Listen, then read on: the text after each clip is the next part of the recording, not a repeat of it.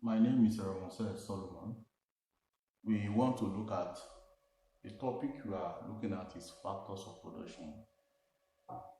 Firstly, welcome to my academic, PACE Center Academic.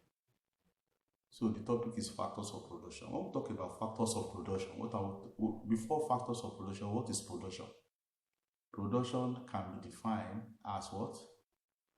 An act of producing goods or rendering services that will satisfy human wants. The purpose of production is to satisfy human wants. When somebody is hungry, you need food. When you provide food, you cook food, you prepare food for that person and sell to the person, then the wants of that person will be satisfied. Okay? We are talking about factors of production.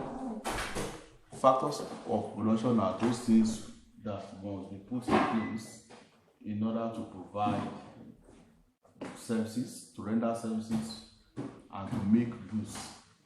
In a classroom, for example, in a school, for learning to take place, what do you need? You need classroom.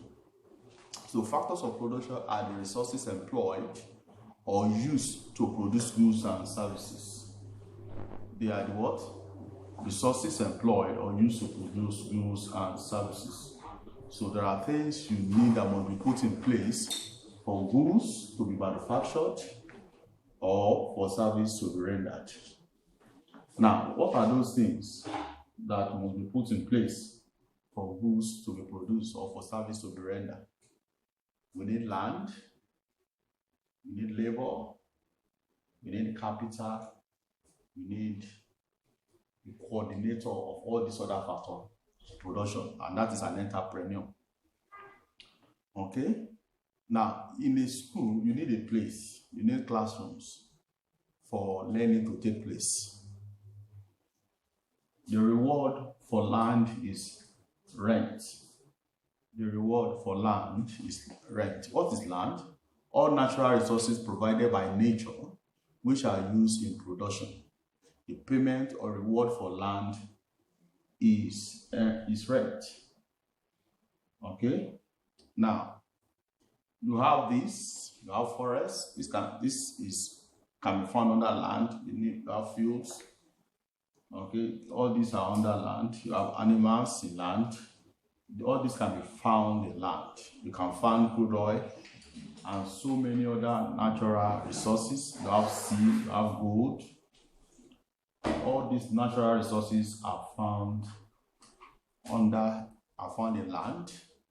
Okay, so labor covers all human efforts, mental and physical, in producing goods or rendering services.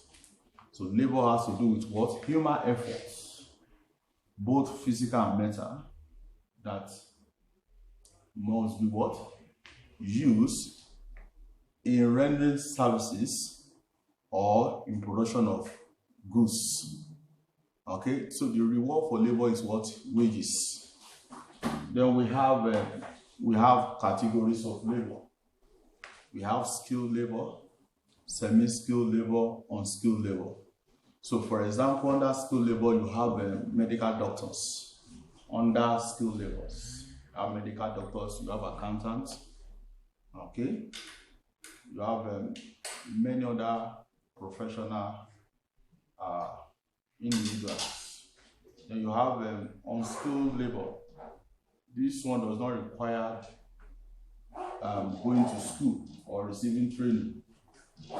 For example, a bricklayer, okay, comes under unskilled labor. I'm sorry, not bricklayer, labor that will just you are building, just need people that are able to pack sand like this. Okay, so it's an example of unskilled labor. This person just needs his strength to pack the sand. So he comes under what? Unskilled labor. So what about semi-skilled labor? You have people who just receive partial training, not full training, like those those who went to learn, let's say how to do a particular job and does not require going to school, having certificates for such. That can come under semi-skilled, like an electrician, for example, come under semi-skilled labor. Okay, now I want to talk about capital.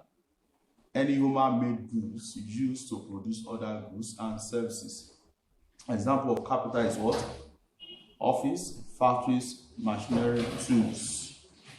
The reward for capital is interest. The reward for capital is interest. So under capital, we are talking about money. We are talking about the equipment like this. Okay, we're talking about necessary equipment that you need to use, tools you need to use to discharge your duties. For example, as a medical doctor, as an electrician, as a mechanic, as an engineer, there are tools you need. Those tools come under capital. Okay, let's go to entrepreneur or enterprise. This is a decision making and risk bearing in business by an entrepreneur. An entrepreneur organizes other factors of production. So an entrepreneur is a risk taker, is a coordinator of other factors of production. The reward for entrepreneur is profit. The reward for entrepreneur is profit. So an entrepreneur is a risk taker and he does a lot of things. Okay, he will take a lot of risks in order to ensure that he or she achieves his desires. Okay, so you discover that for goods to be produced, you require necessary factors of production must be put in place for goods to be produced. For service to be rendered, you need factors of production that must be available for an effective service to take place, for learning to take place. The necessary facilities, the necessary factors of production must be provided. Okay, so factors of production are very key, very important. So I want you to subscribe for more videos. Okay, any comments, questions, you can drop it under this.